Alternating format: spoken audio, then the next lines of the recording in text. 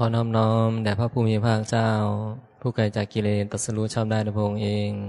ขอถวายเคารพพระเดชพระคุณหลวงพ่อวีระศิลาโชโตขอการคณะสงฆ์เขาเจริญพรญาติโยมทุกคนทุกท่านนะต่อไปก็ได้เวลานั่งสมาธิฟังธรรมะมื้อนี้วันที่29เมษายน2568นะ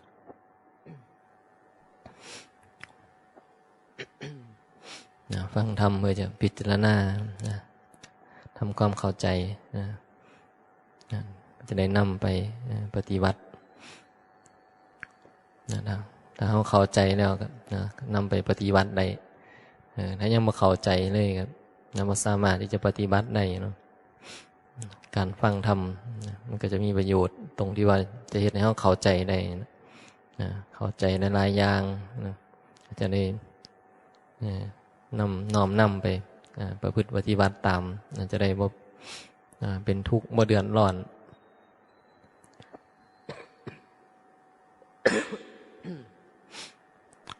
เรื่องของธรรมะคำสอนพระพุทธเจ้าจำเป็นกับเฮาคนใดบ่ได้ศึกษาธรรมะของพระพุทธเจ้าบ่ได้เรียนรู้คำสอนพระพุทธเจ้ามันก็บ่สามารถที่จะพ้นจากความทุกข์ได้บ่สามารถที่พ้นทุกข์ในแบบเบ็ดเสร็จเด็ดขาดน่าจะพ้นทุกข์ในชั่วข้าวชั่วขณะแต่จะให้พ้นทุกข์เลยก็บ่สามารถที่จะเห็นได้จนก็จะได้ฟังคำสอนของพระพุทธเจ้าคำสอนของพระพุทธเจ้าคือความจริงจนก็จะรู้ความจริงเมื่อเฮายังบ่ฮู้ความจริงของชีวิตของเฮามันก็หลงบ่รู้แจ้งกับความจริงมันก็หลงจำเป็นที่จะต้องเข้าใจความจริงให้ได้จริงๆแล้วก็บ่ได้หลายนะบ่ได้มีอย่างหลายในคำสอนคันเฮาลองพิจารณาดูจริงๆแล้วเฮารู้คำว่าเข้าใจความจริงความจริงมันบ่มีอย่างหลายหรอกมีอยู่หน่อยเดียวความจริงนี่มันเป็นอนิจจังทุกขังอนัตตามันมีอยู่แค่นี้นะแต่คนส่วนมากบ่เข้าใจบ่เข้าใจความจริงแบบนี้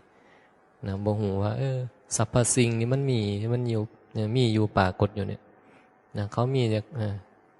สิ่งที่มันเป็นอนิจจังทุกขังอนัตตามันก็ปรากฏของมันไปแบบนี้ที่ปัจจุบันขณะปัจจุบันขณะหรือปัจจุบันธรรมปัจจุบันตอนนี้มันปรากฏอยู่ที่ปัจจุบันความจริงนี่มันเป็นอนิจจังทุกขังอนัตตามันปรากฏอยู่ที่ตอนนี้มันมีอยู่แค่นี้นะจริงๆแล้วถ้าเราศึกษาดีๆยังพระพุทธเจ้าเพิ่นเคยสอนพระพาหิยะนี่มันก็บ่ได้สอนอย่างไรมันก็บอกพระพาหิยะมาถามเนี่ยมานั่งยองยอพระพุทธเจ้าไปบิณฑบาตไปพ่อพระพาหิยะพาหิยะก็ถามถามพระพุทธเจ้าไม่มีเวลาสิเทศน์ให้ฟังไม่มีเวลาว่ากำลังไปบิณฑบาตก็เลยบอกสั้นๆบอกง่ายๆบอกว่าพาหิยะสิ่งใดเห็นก็สักแต่ว่าเห็นสิ่งใดได้ยินก็สักแต่ว่าได้ยินเห็นบอกแค่นี้นะบอกหน่อยๆพระหิยะบรรลุเป็นอรหันต์พิจารณาสิ่งใดเห็นสักแต่ว่าเห็นสิ่งใดได้ยินสักแต่ว่าได้ยินพระหิยะบรรลุเป็นพระอรหันต์นี่เข้าใจแค่นิดหน่อยเข้าใจผู้ยกคำพูดขึ้นมาแค่หน่อยเป็นเขาเรียกว่านักแสดงแค่หัวข้อนิดๆหน่อยๆพระหิยะมีปัญญามากก็เลยเข้าใจได้บ่ได้พูดถึงอริยสัจสี่บ่ได้พูดถึงมรรคมีองค์8บ่ได้พูดถึงอินทรีย์5พละ5บ่ได้พูดถึงอีหยังต่างๆนี่ว่าธรรมะหมวดธรรมต่างๆพระพุทธเจ้าบ่ได้เอ่ยถึงเลยทั้งที่หมวดธรรมมีเยอะแยะเต็มไปหมดบางคนนี่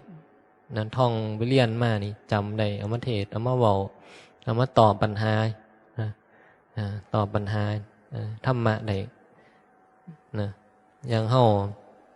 ไปเรียนเฮาฟังมานี่หลายๆในเฮาจำได้แน่เฮาก็มาเว้าได้เห็นบ่เว้าได้หลายอย่างเทศน์ได้หลายอย่าง นะคุยในหลายอย่างนะอันที่เขาจำได้อันที่เขาจำไม่ได้อีกล่ะเยอะแยะที่เขาบรู้ไอ้ความรู้บนโลกนี่มันหลายนะหลากหลายที่เขาบรู้นะมันมีเยอะแยะเต็มไปหมดนะแต่ความรู้ที่มันสำคัญที่มันจะให้พ้นทุกข์นะมันมีอยู่หน่อยเดียวไงนะรู้แค่ว่านะมันเป็นอนิจจังกับทุกขังอนัตตาเนี่ยนะรูปนามขันธ์ห้าร่างกายจิตใจเนี่ยมันเป็นมันความเป็นจริงแล้วมันคือนะสิ่งที่มันนะปรากฏเกิดดับนะสิ่งที่มันปรากฏที่มันสักแต่ว่ามีสักแต่ว่ามีสักแต่ว่าเห็นนะมันมีนะเป็นของบ่เที่ยงนะเป็นทุกข์แล้วก็เป็นบ่ได้เป็นตัวตนเป็นตนนี่อย่างนะมันมีอยู่แค่นี้ไงนะพระอริยะได้ยินนะสักแต่ว่าเห็นสักแต่ว่ามีสักแต่ว่าได้ยินนะเพิ่นก็ฮู้เลยว่าอ๋อมันเป็นอนิจจังทุกขังอนัตตาเพิ่นสรุปในเลยว่ามันสักแต่ว่ามันมีมันสักแต่ว่ามีมันบ่อธิบายจะบอกว่ามันว่างไปเลยก็ได้นะมันบ่อธิบายอย่างในตัวมันเองมันสักแต่ว่าพระอริยะบอกอันนี้จังทุกขังอนัตตาพระพุทธเจ้าก็บ่ได้เว้าดอกนะบ่ได้บอกว่าพระอริยะมันเป็นอนิจจังทุกขังอนัตตาเด้บ่ได้บอกว่าสังขารรูปเวทนาสัญญาสังขารเป็นอนิจจังรูปเวทนาสัญญาสังขารเป็นอนัตตาเป็นทุกขังพระพุทธเจ้าก็บ่ได้เว้านะเว้าน้อยเดียวนึงนะสักแต่ว่ามีสักแต่ว่าเห็นเห็นก็เห็นเห็นแล้วก็ตาเห็นรูปสักแต่ว่าเห็นไงเห็นแล้วก็บ่ต้องปรุงแต่งต่อไปว่ามันเป็นโน่นนี่นั่นนะเป็นอนิจจังก็บ่ได้บอกนะเป็นทุกขังก็บ่ได้ว่าเป็นอนัตตาก็บ่ได้เว้านะเพิ่นก็เว้าแค่เว้าซ้ำนั้นแล้วก็จบเพิ่นก็บิณฑบาตต่อพระอริยะบรรลุธรรมนะบรรลุเป็นอรหันต์นะด้วยปัญญาที่สะสมมานะมีปัญญามากนะคนที่มีปัญญามากก็ฟังนิดหน่อยก็เข้าใจได้นะฟังแต่หัวข้อนะแสดงแค่หัวข้อให้ได้ยินก็สามารถที่จะเอาไปปฏิบัตินะจะเป็นอรหันต์ได้เข้าถึงอรหันต์ได้ในชั่วพริบ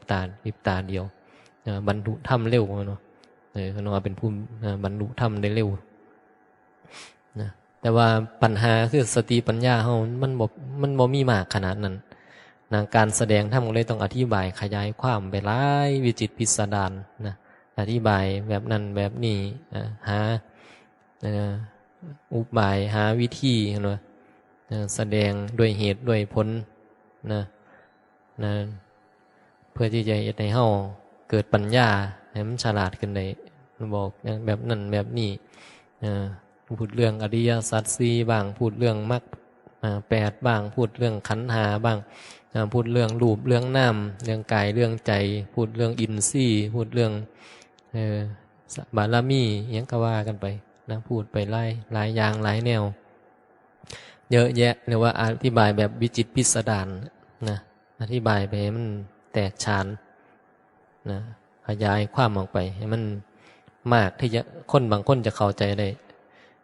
บางคนฟังยังแสดงอนุบุพพิฆาถาอย่างสิแสดงอริยสัจสี่แบบนี้ฟังแล้วก็เข้าใจได้เพราะพระพุทธเจ้าอธิบายยังพระเจ้าพิมพิสารกับบริวาร11ราหุต12ราหุต1,120,000 คนไปฟังธรรมก็ต้องอธิบายยกหัวข้อขึ้นแสดงบ่เข้าใจไม่ต้องอธิบายไปหลายๆอย่างบางคนก็เข้าใจได้เห็นบ่อธิบายจบเทศอนุปุพิฆาถาหาให้ฟังแล้วก็เทศอริยสัจสี่ให้ฟังพอเทศจบก็มีคนบรรลุเป็นโสดาบันเป็นโสดาบันได้110,000 คนที่เหลือก็เข้าใจเกิดธรรมะภิสมัยเลื่อมใสหรือว่าเลื่อมใสแต่ยังบ่บรรลุหยังนะเลื่อมใสก็อาจจะมีคนเข้าใจในสัมมาทิฏฐิแล้วแต่บ่สามารถที่จะบรรลุหยังได้นะจิตยังบ่มาถึงภูมิโสดาบันก็ต้องไปต้องเอากลับไปพิจารณาอีกทีนี้ไปสนทนาไปเว้าไปคุยกันอีกนะ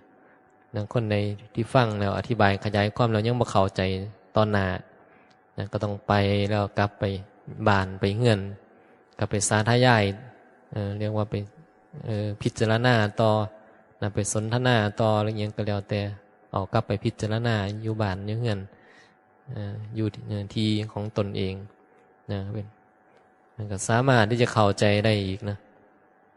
บางคนก็จะบรรลุธรรมเองภายในมื้อหน้าวันหน้าเดือนหน้าปีหน้าชาติหน้าก็แล้วแต่คันมันบ่เข้าใจชาตินี้เอาพิจารณาต่อไปแล้วก็มีอีกพวกหนึ่งพวกที่อธิบายจังใดเฮ็ดจังใดก็บ่เข้าใจก็มีอีกพวกหนึ่งเพิ่นพวกนี้จะเทศจะอธิบายจะสอนจะบอกจะเว้าอธิบายแบบใดให้เอาไปพิจารณาเองก็บ่สามารถที่จะเข้าใจได้บ่สามารถที่เขาจะเข้าใจได้แต่ก็ได้นิสัย ได้นิสัยในการฟังธรรมมาอยู่เพราะว่าอาจจะเคยได้ยินได้ฟังบ่อยบางคนก็มาฟังเทศฟังดูบางทีก็มาอยู่วัดบางทีก็ไปฟังวัดนั้นวัดนี้ไปบวชวัดนั้นวัดนี้ไปอยู่ก็เลยได้นิสัยติดโตมาแต่ว่าถามว่าเข้าใจบ่เข้าใจธรรมะบ่เข้าใจเรื่องอนิจจังทุกขังอนัตตาบ่เข้าใจนั่นบ่รู้จักอีหยังบ่เข้าใจบ่สามารถที่จะเฮ็ดได้สามารถที่จะปฏิบัติได้พวกนี้ก็เลยบอกว่าเอาไว้อันนี้อนาคตการเบื้องหน้านั่นบ่คนส่วนมากเวลามักจะมองว่าไว้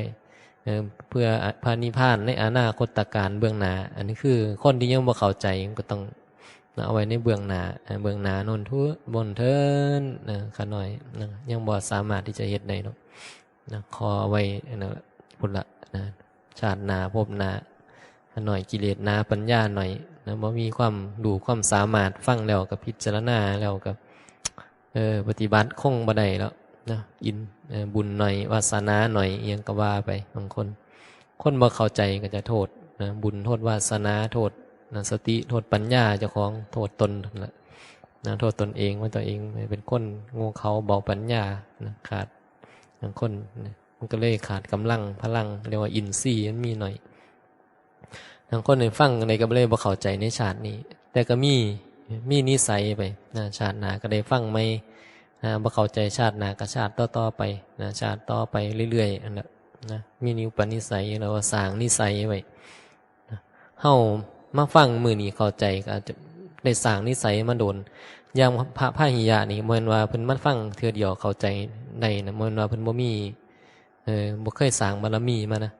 พระพหิยะเพิ่นสร้างบารมีมาหลายนะฟังประวัติพระพหิยะนี่ก่อนที่เพิ่นจะบรรลุธรรมเร็วนี่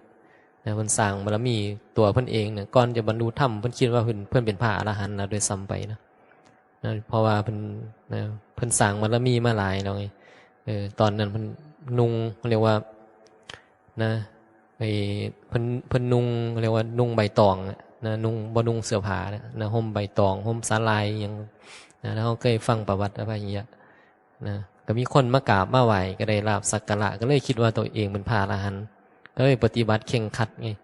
บ่นุ่งเสื้อนุ่งผ้าบ่ห่มบ่นุ่งเสื้อผ้าอยู่เป็นคนป่าคนดอยอย่างแต่ว่าอันนี้ในประวัติเหมือนมันเรือเพิ่นแตกนี่อย่างสักอย่างมันก็ขึ้นมาลอยมามาขึ้นฟังมาขึ้นฟังมาก็เลยมาบ่มีเสื้อผ้าใส่ไงก็เลยเอาผ้าอันนี้เอาใบตองมาห่มมานุ่งคนก็นึกว่าเป็นเทวดาเขาเลยไปกราบไปไหว้มันก็ได้รับสักการะมันก็เลยนุ่งห่มแบบนั้นมาตลอด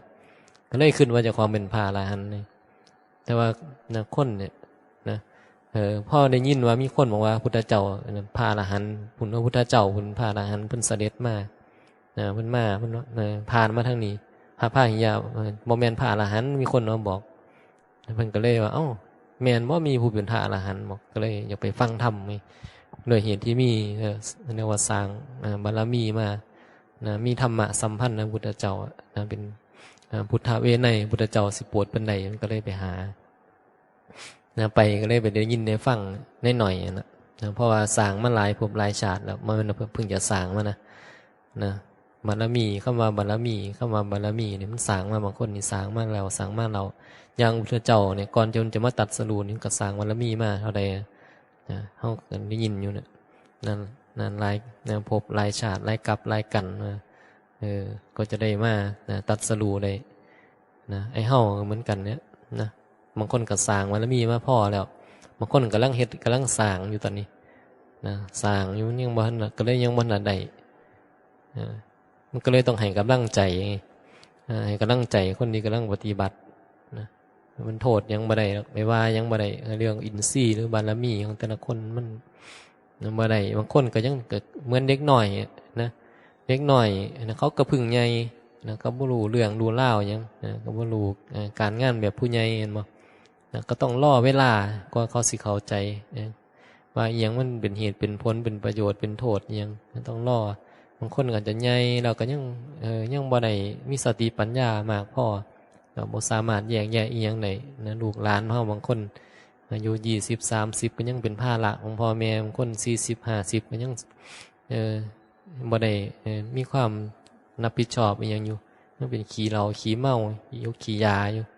นะมันก็เป็นเรื่องของสติปัญญาที่สะสมมาบ่มากพอบ่เพียงพอนะฝึกตนเองบ่ได้นะสติปัญญา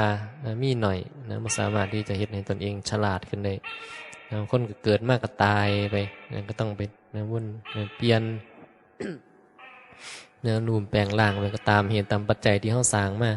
แต่ละคนก็แตกต่างกันในเรื่องของบารมีธรรมบารมีที่เฮาได้มาในเรื่องสติเรื่องสมาธิเรื่องปัญญาของแต่ละคนแตกต่างกันออกไปเฮาเบิ่งมันก็เป็นธรรมะนะคันเฮาเบิ่งแบบเฮามองสิ่งที่มันเป็นธรรมนั้นก็เป็นธรรมนะธรรมชาติอันนี้ก็คือธรรมชาติเนี่ยธรรมชาติของความโง่มันก็มีบ่รู้ว่ามันจะไปอยู่กับรูปกับนามใดก็บ่ฮู้นะคันไม่ได้อยู่รูปนามของพระเขาก็ว่าพระโง่นะพระโง่พระเสพยาบ้าพระขี้เมาพระขายตัวพระอิหยังก็มีหมดเลยนะไปอยู่ธรรมชาติของแม่ชีอยู่ธรรมครับรูปลักษณะของแม่ชีก็ว่าแม่ชีโง่ไปอยู่น้ำแม่พามไปอยู่น้ำอุบาสกอุบาสิกาเช่าให้เช่าบ้านก็เป็นคนนั้นคนดีคนบ่ดีนั่นว่าเรียกว่ามันเป็นเรื่องของสติปัญญาที่มันไปอยู่กับธาตุกับขันธ์ของอันใดมันก็เป็นแบบนั้นเขามองไปที่ธรรมะมันก็มีของมันนะมองแบบพระหิยะเพิ่นมองแบบพระพุทธเจ้าเพิ่นสอนก็สักแต่ว่ามีธรรมชาติแบบนี้นะคนทะเลาะกันเขายังเขาทะเลาะกันก็เพราะมีกิเลสเป็นยังเขาต้องด่ากันก็กิเลสมันบังคับให้ด่าเป็นยังเฮาถึงโกรธก็เพราะว่าเฮามีกิเลสนี่เฮาถึงโกรธนั่นบ่นะเฮาก็บ่พอใจเรื่องนั้นเรื่องนี้นะเฮาปฏิฆะหงุดหงิดนะว้วายเฮาดุเฮาด่าเฮาหน่อยใจเฮาโลภเฮาโกรธนะเฮาหลงเพราะว่าเฮาก็มีกิเลสนะมองมองที่เฮาก็มีกิเลสเฮาก็เลยรักโลภโกรธหลงเหมือนกันยังเฮาคือโลภมากก็เพราะว่ากิเลสโลภเฮามันหลาย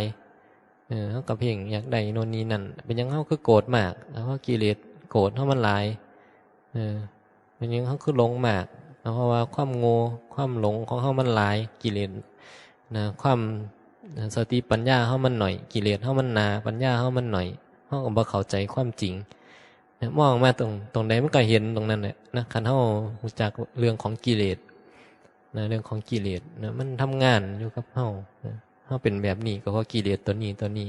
อันนี้เขาเรียกว่าคันเฮาศึกษาเฮาจะรู้เรื่องของกิเลสนะรู้เรื่องของกิเลสแล้วนะปัญหาจะเฮ็ดจังไดมันจะละกิเลสได้นะมันก็บ่เป็นเรื่องง่ายๆการละกิเลสนะบางที่บางครั้งต้องใช้เวลาบางคนก็บ่สามารถละได้อย่างละความโลภเนี่ยมันก็ละบางคนก็บ่สามารถละได้ว่าสิบ่โลภมันก็ยังโลภอยู่คือเก่า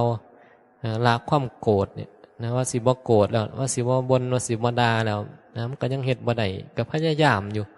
นะพยายามที่จะบ่โกรธนะพยายามที่จะบ่บ่นบ่ตำหนิติด่าผู้ใดบ่เว้าบ่หยังพยายามจะหุบปากนะจะบ่มีเรื่องอยากให้มันปรากฏอยู่เป็นของมันนะบ่อยากจะไปยุ่งกับหยังนะแต่มันก็มีธรรมชาติบางทีก็ธรรมชาติของผู้ดีของเฮานี่แหละนะมันไปจัดการเขาจัดการมันบ่พอใจมันก็เลยน้อยใจบ้างโกรธบ้างปฏิฆะบ้างธรรมชาติผู้ดีบางทีก็ธรรมชาติของผู้ร้ายกิเลสผู้ดีกิเลสผู้ร้ายมันมีอยู่อย่างที่มันกำลังทำงาน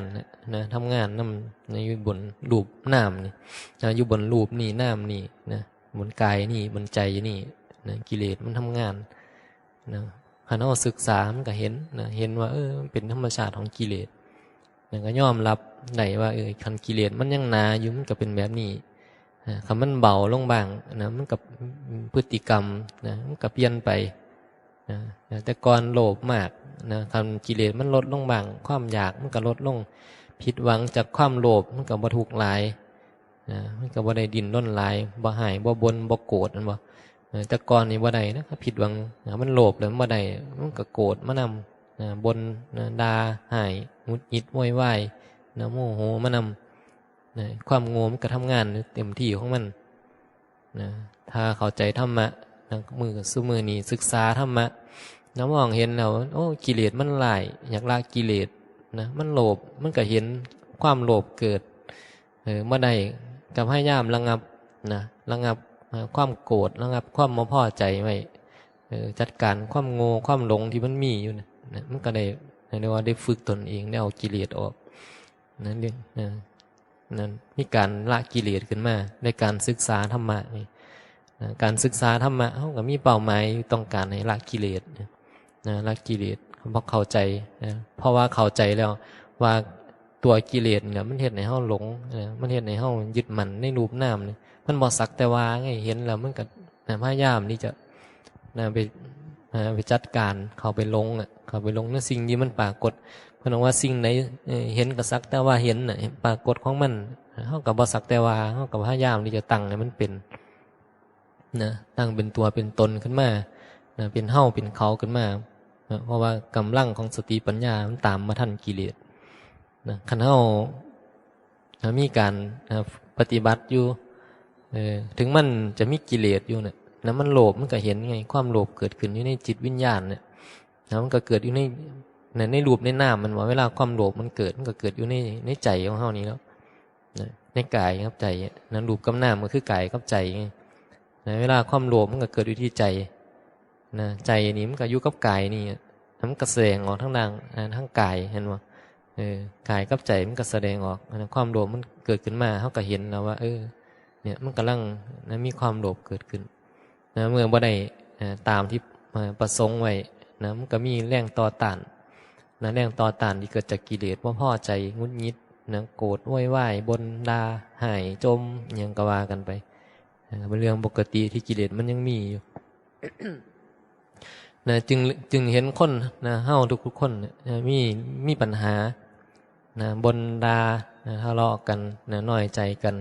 โกรธกันบางคนอาฆาตพยาบาทเพราะว่ากิเลสอันนี้มันหนามากมันก็เล่นมันก็ทำงานมากตามกำลังของมันก็เห็นผู้ใดได้ศึกษาแล้วก็มันก็จะเห็นธรรมชาติที่มันทำงานบนจิตวิญญาณของคนบนตัวเฮานี่แหละการศึกษานี่อยากเห็นมันชัดต้องมาเบิ่งที่ตัวเฮาในเวลาเฮาโกรธเนี่ยเฮาก็จะเห็นผู้ใดเนี่ยบ่เคยโกรธผู้ใดบ่เคยโกรธเนี่ยเฮาเคยโกรธทุกคนมีผู้ใดบ่มีความโกรธเกิดมาคันบ่มีความโกรธนี่ก็ถือว่า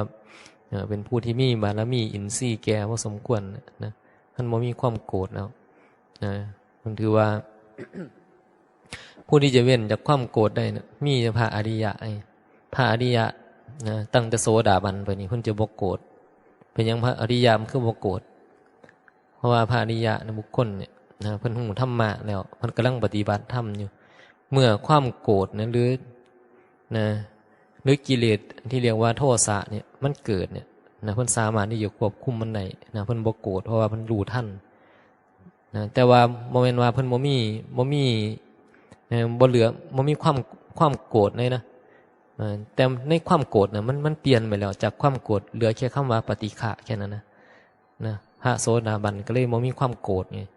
ตั้งแต่พระอริยะบุคคลขึ้นไปนี่ความโกรธถูกตัดเรียกว่าตัวใหญ่มันตัวแม่มันถูกฆ่าทิ่มแล้วเหลือแค่คำว่าปฏิฆะปฏิฆะนี่บ่ได้หมายถึงโกรธปฏิฆะมันหมายถึงว่ามันบ่พอใจแค่บ่พอใจบ่ได้เป็นว่าโกรธโกรธนี่มันแสดงถึงความโกรธนี่มันแสดงถึงว่าผู้นั้นสามารถที่จะมันห่อนมันตกนรกได้โทสะความโกรธมันเห็นตกนรกได้เพิ่นบอกว่าพระโสดาบันบ่ตกนรกแล้ว คันพระโสดาบันบ่ตกนรกแล้วก็ต้องบ่โกรธแล้วไงแต่ถ้าผู้ใดยังโกรธอยู่ก็แสดงว่ายังตกนรกได้อยู่ยังถ้าตายตอนนั้นอาจจะไปตกนรกไปเป็นสัตว์นรกแต่ว่าถึงบ่ตายมันก็เท่ากับกันกับตกกับการตกนรกเพราะว่าตอนนั้นความโกรธมันเกิดขึ้นมาเรานึกถึงความโกรธเวลาเขาโกรธเขาโมโหมันแสดงอาการแบบใดผู้ใดก็เคยโกรธบ่มันบ่ธรรมดาเนี่ยแรงของความโกรธเนี่ยโกรธบางที่อยู่อยากฆ่าให้เขาตายอยากแล้วมีเหตุอย่างใดอยากเหตุให้มันชิบหายไว้วอดเวลาความโกรธมันเกิดแต่ว่าปฏิฆะมันไม่ได้เป็นแบบนั้นไงอาการของการปฏิฆะก็หมายถึงมันหงุดหงิดมันหงุดหงิดบ่พอใจบ่พอใจพฤติกรรมแบบนี้คนมาด่าเขาเนี่ยขั้นเป็นคนปกติทั่วไปก็อาจจะด่าขึ้นเพราะมันโกรธนี่แต่ว่าพระโสดาบันนี่ดูตัวบ่พอใจคนด่าเขาพระโสดาบันอาจจะลบออกจากตรงนั้นไปมีการบ่พอใจบ่ตอบโต้บ่ไปแสดงอาการโมโหโมโหกลับบ่ทะเลาะกลับบ่ด่ากลับควบคุมตัวเองได้มีสติรู้ตัวอยู่ตลอดแต่ว่ามันยังมีเชื่อที่มันลงเรืออยู่ถ้ามาเบิดเชื่อความโกรธหมดในตัวเชื่อกิเลสตัวเนี้ยตัวของความโกรธไปหรือยังคือยังบ่หมดทั้งหมดไงยังเหลืออยู่นิดหน่อยเหลืออยู่นิดหน่อยก็หมายถึงมันปฏิฆะอยู่บ่พอใจอยู่เรื่องของภูมิจิตของโสดาบันนึงก็เลยบอกว่าเพิ่นดึงพ้นจากเข้ามานรกได้บ่ลงไปอาบายแล้วพระโสดาบันก็เลยบ่ลงอบายเพราะว่านี่แหละเพิ่นมีสติดูตัวตลอดเรื่องความโลภความโกรธความหลงเขาเรียกว่าดูจากกิเลสทั้งหมดท่านกำลังละกิเลสทั้งหมดทุกตัวแต่ว่ามันละได้ในระดับหนึ่งมันยังระดับละอะไรได้ว่าระเบิดยังเรื่องของกามเนี่ยมันก็ละได้บ่หมดมันก็ยังยินดีในกามอยู่ยังชอบสิ่งนี้มันเป็นกามรูปรสกลิ่นเสียงความสวยความงามอย่างนี้มันก็ยังแต่งตัวนั่งวิสาขาก็แต่งตัวใส่สร้อยใส่แหวนแต่งตัวตั้งมีลูกมีเต่ามีสามีกันเรียกว่ามันละมาได้จิตมันยังยินดีในกามแต่ว่าบ่ไปทำเรียกว่าบ่ไปทำอย่างที่มันเบียดเบียนบ่ไปหาแสวงหามาโดยการเบียดเบียนคนอื่นแค่นั้นเองจะแสวงหามาโดยเรียกว่าโดยชอบเรื่องของเหยื่อกามทั้งหลายที่เพิ่นแสวงหารูปรสกลิ่นเสียงทั้งหลายที่เพิ่นได้มาต้องได้มาโดยชอบโดยชอบธรรมเพราะว่าผู้ที่เดินมรรคเนี่ยคนที่เขาเป็นโสดาบันเนี่ยเขาเดินมรรคเขาก็ได้ทำเรียกว่าเลี้ยงตนเองดูสงเคราะห์ตนเองโดยธรรมอยู่แล้วบ่ละเมิดศีลก็เลยสมบูรณ์โดยอัตโนมัติโดยที่บ่ต้องถามมาคือบ่ต้องไปถามว่าศีลห้ามีหยังแน่ศีลห้ามีหยังแน่บ่ต้องถามพระโสดาบันก็ได้บ่ต้องไปถามว่าอริยสัจ4มีหยังแน่มรรค8คืออีหยังบ่ต้องถามพระโสดาบันบ่ต้องไปถามเรื่องมรรค8อาจจะบ่รู้เรื่องหยังเลยก็ได้บ่อธิบายบ่ต้องเว้าเรื่องนี้ก็ได้แต่เขาจะรู้เองว่าการเป็นโสดาบันเป็นอริยบุคคลมันมีศีลที่เป็นของอริยบุคคลอยู่ว่าอริยกันตศีลก็หมายถึงศีลของพระอริยะพระอริยะมีศีลสมบูรณ์ศีลข้อเดียวคือมันบ่เบียดเบียนคำว่าบ่เบียดเบียนก็หมายถึงมันก็ต้องเว้นจากสิ่งที่มันผิดจาก5ข้อ10ข้อหรืออะไรข้อก็แล้วแต่เฮาสิกำหนดขึ้นมาเป็นข้ออันนั้นเป็นเรื่องของศีลปุถุชนที่ยังบ่สามารถที่จะเข้าใจอริยบ่เข้าคือภูมิจิตมันบ่มาถึงอริยบุคคลไหนมันก็ต้องไปบังคับควบคุมมาเป็นข้อไปเรียกว่าไปพยายามเฮ็ดเอาส่วนผู้ใดเพิ่นเข้าใจแล้วเพิ่นเข้าใจเรื่องธรรมะแล้วเป็นอริยบุคคลแล้วเข้าใจธรรมปฏิบัติธรรมภูมิจิตมันยกระดับแล้วเรื่องศีลก็เลยเหลือแค่ข้อเดียวเป็นอริยกันตศีลอริยกันตศีลก็หมายถึงศีลข้อเดียวที่หมายถึงเข้ามาบ่เบียดเบียนจบเพราะในศีลมันหมายถ้าแปลตัวตามตรงก็คือคำว่าเจตนาที่บ่เบียดมีเจตนาที่บ่เบียดเบียนไง การรักษาศีลการมีศีลนำเพิ่นมุ่งไปที่เจตนาเจตนาที่บ่เบียดเบียนการกระทำที่บ่เบียดเบียนเพราะมีเจตนาแล้วมันก็พูดกับทำก็บ่เบียดเบียนก็สำรวมกายสำรวมวาจาสำรวมใจเองอันนี้คือผู้ที่มีศีลโดยอัตโนมัติส่วนคนไหนยังบ่เข้าใจมันก็บ่สามารถที่จะรักษาศีลแบบอัตโนมัติได้ก็ต้องได้สมาทานศีลเป็นขอไปรักษาเป็นขอเว้นพยายามบอกตนเองว่าจะศึกษาจะปฏิบัติตามเวลาเราสมาทานศีลถึงมีว่าสิกขาปทานิเห็นบ่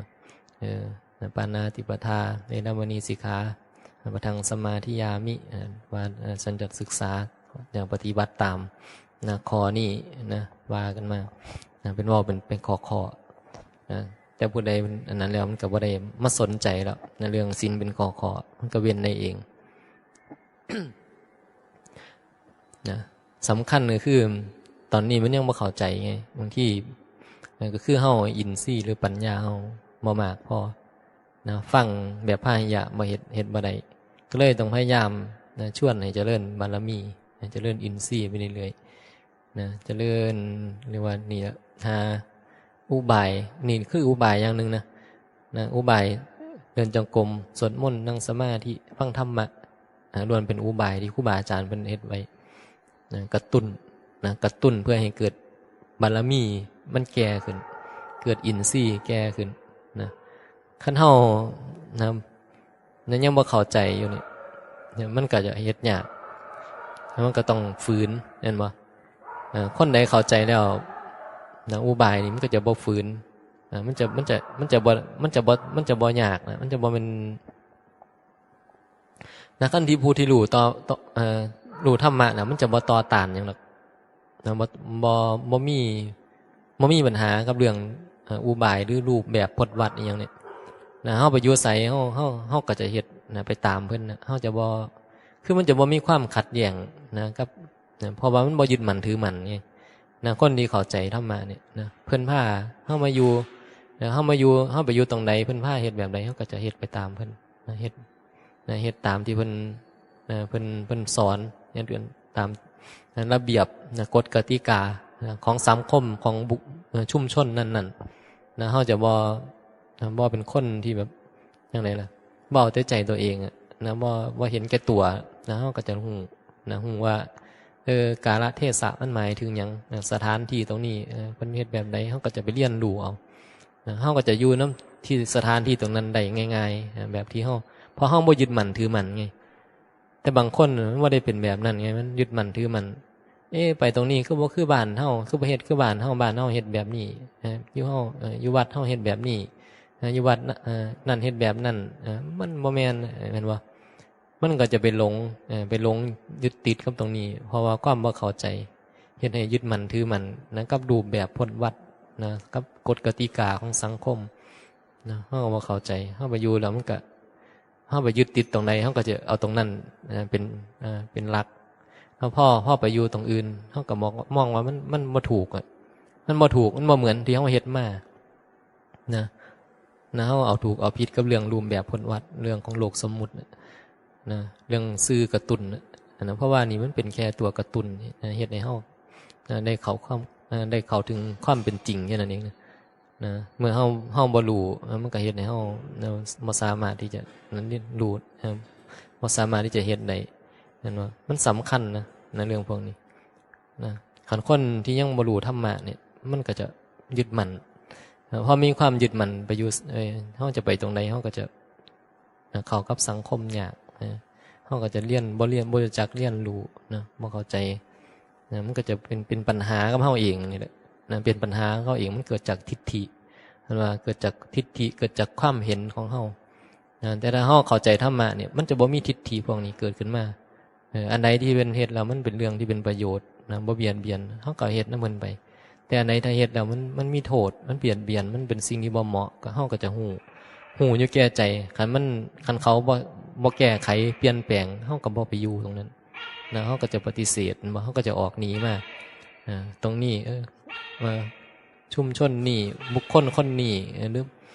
หมู่เพื่อนคนนี้เนี่ยเขาบ่ดีเขาชอบทำพฤติกรรมที่มันเบียดเบียนมีโทษ นะผิดกฎหมายผิดยังมันบ่เหมาะนะเฮาก็จะบ่ไปอยู่ตรงนั้นนะเฮาก็จะถอยออกมาแล้วเฮาก็จะไปหาเลือกสังคมหรือชุมชนที่มันเนี่ยเขาเฮ็ดถูกต้องนะมีคุณธรรมศีลธรรมนะอันนี้มันเป็นเรื่องของความฉลาดของคนนะคนที่ฉลาดเขาก็จะไปเลือกเข็นหาตรงไหนที่มันเนี่ยว่าบางที่มันบอกว่ามันสัปปายะนะมันสัปปายะนะต่อธาตุขันธ์ที่เฮามีอยู่เนี่ยนะนั่นเป็นเรื่องของกำลังของสติปัญญานะการศึกษาที่เฮาศึกษาแบบนี้มันก็เอามาใส่ในชีวิตของเฮานะแต่ละมือบ่ได้เนี่ยบ่ได้มีหยังดอกศึกษาไว้ก็เอามาไว้ใส่ในชีวิตนะมื้อนี้มันยังมีกิเลสอยู่มันก็เลยต้องศึกษาแบบนี้นะเรียนรู้ศึกษานะไปเรื่อยๆสงเคราะห์มันไปเรื่อยๆสงเคราะห์เรื่องนะการเป็นการอยู่ก็สงเคราะห์ไปแล้วนะก็มีที่อยู่ที่รับที่นอนที่กินข้าวปลาอาหารกินแล้วที่เดิมมันก็มีเรื่องของจิตวิญญาณที่มันยังโง่มันยึดมั่นถือมั่นอยู่นะมันบ่สักแต่ว่าเห็นไงนะตาเห็นก็มีเรื่องไปกับสิ่งที่มันเห็นนะหูได้ยินก็มีเรื่องนะเรียกว่าเอียงกระทบมันก็มีเรื่องไปกับสิ่งนั้นเพิ่นก็เลยมาศึกษาที่ปัจจุบันนะปัจจุบันอยากให้มันเป็นธรรมเลยนะคนผู้ใดเพิ่นเข้าใจแล้วพอมันเข้าใจจริงๆนะเฮาสิบ่ไปยุ่งกับคนนั่นเนี่ยมันสิเงียบมันสิบ่มีเหตุเฮาแทบจะบ่อยากเว้าหยังเลยนะบ่รู้จะเว้าหยังนะแต่ธรรมะเฮายังบ่เว้าเลยคันมันบ่มีเหตุเนี่ยนะ เห็นเจอคนเจอหยังบางทีเนี่ยนะไปกับคนกับหยังนี่นะถ้าบ่มีบ่มีคนชวนสนทนาหรือคนในบ่สนใจเฮาก็บ่ได้พูดถึงธรรมะหยังเนาะแล้วเห็นคนเฮาก็อยู่ปกติใช้ชีวิตไปปกติเหมือนคนเหมือนเขาทั่วไปแหละ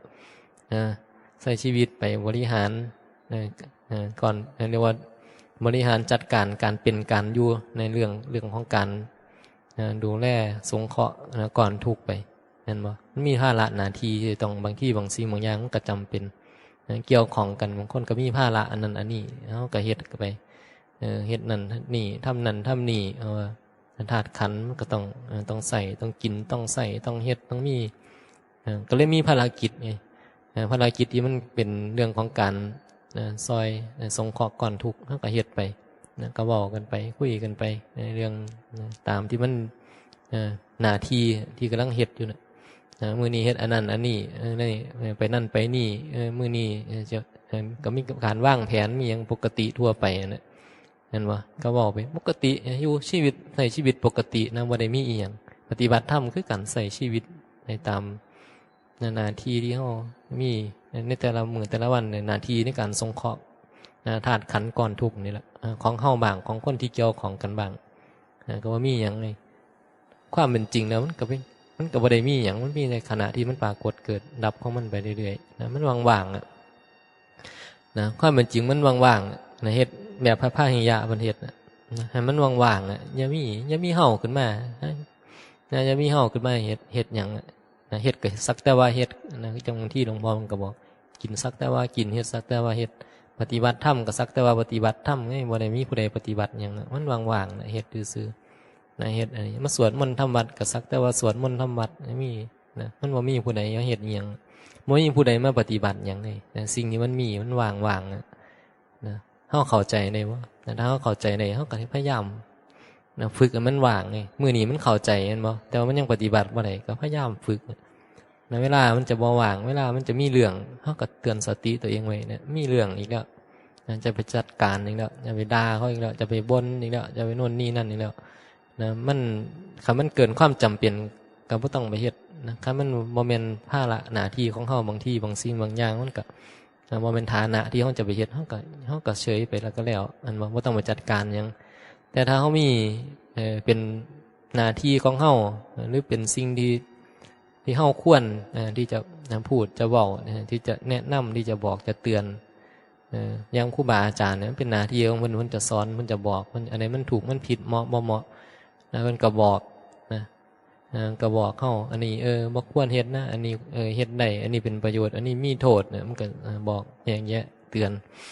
บางทีมันมีเรื่องเบียดเบียนเกิดจากกิเลสมันก็มีไอ้สิ่งที่จำเป็นที่จะต้องเว้าไงเพราะฉะนั้นว่า คำว่าบ่เว้าหมายถึงว่าบ่เว้าหยังสักอย่างผิดถูกอิหยังก็นะบางทีมันเบียดเบียนกันนะมันก็ต้องได้เว้านะอย่างการเทศก็ต้องได้เทศนะมันมีความจำเป็นว่ามันจำเป็นบางคนก็บ่เข้าใจก็ต้องได้เทศนะคันคนเข้าใจเบิดก็บ่ต้องมีผู้ใดมาฟังเทศก็บ่ต้องเทศก็ได้บ่ต้องเว้าหยังก็ได้นะก็แล้วแต่เหตุปัจจัยไงบางทีมันต้องเฮ็ดไปตามเหตุตามปัจจัยของมันนะคันเราเข้าใจธรรมะมันก็บ่ได้มีในเรื่องอีหยังที่มันจะต้องไปมีเรื่องกับมันนี่มันก็เป็นของมันแบบนี้ไงสภาวะเหตุปัจจัยมันเป็นแบบนี้เห็นบ่ถึงเวลาเขาก็มาเฮ็ดถึงเวลามาทำหน้าที่เวลามาสงเคราะห์ก่อนทุกสงเคราะห์ธาตุขันธ์ในเวลาสวดมนต์ทำวัดนั่งสมาธิในเวลากินในเวลาฉันก็มาถึงเวลาก็มาเฮ็ดโดยที่บ่มีเฮานะบ่มีเฮาได้เสียกับมันนะบ่เฮ็ดแบบว่างๆนะบอกตัวเองอยู่บ่อยๆนะเตือนตัวเองเพราะว่าหยังคำว่าเตือนตัวเองอยู่บ่อยเขาเรียกว่าบ่เพ่งธรรมนะคันเฮาบ่เพ่งธรรมนะมันก็บ่เป็นธรรมจักเทื่อนะเรื่องแบบนี้มันเป็นเรื่องคำว่าเพ่งธรรมอยู่นะแต่ก่อนครูบาก็บ่เข้าใจเรื่องคำว่าบ่ค่อยใส่ใจคำว่าเพ่งธรรมคือเฮาบ่ยอมอยู่กับธรรมะเอาไว้ไงเฮาไปเพ่งแต่อย่างอื่นเพ่งเรื่องของตัวตนเรื่องของคนนั้นคนนี้เรื่องของนั้นอันนี้เรื่องของมันจะได้ปรุงแต่งไปบ่เพ่งธรรมพอเฮาบ่เพ่งธรรมมันก็บ่เป็นธรรมมันก็บ่เห็นธรรมมันก็บ่แจ้งในธรรมเป็นเรื่องการดูธรรมะดูความจริงอาศัยการเพ่งธรรมก็เรียกว่าให้มันตั้งมั่นอยู่กับธรรมนะมีสติมีสมาธิตั้งมั่นอยู่กับธรรมนะมันจำเป็นอยู่นะไอ้เรื่องคำว่าสมาธิกับสติเนี่ยให้มันตั้งมั่นอยู่กับธรรมะนึกว่ามีพ่อเข้าใจแล้วมีปัญญาแล้วแต่ว่าบ่ไปเจริญสติบ่ไปเจริญสมาธินะปัญหาของเฮามันอยู่ตรงนี้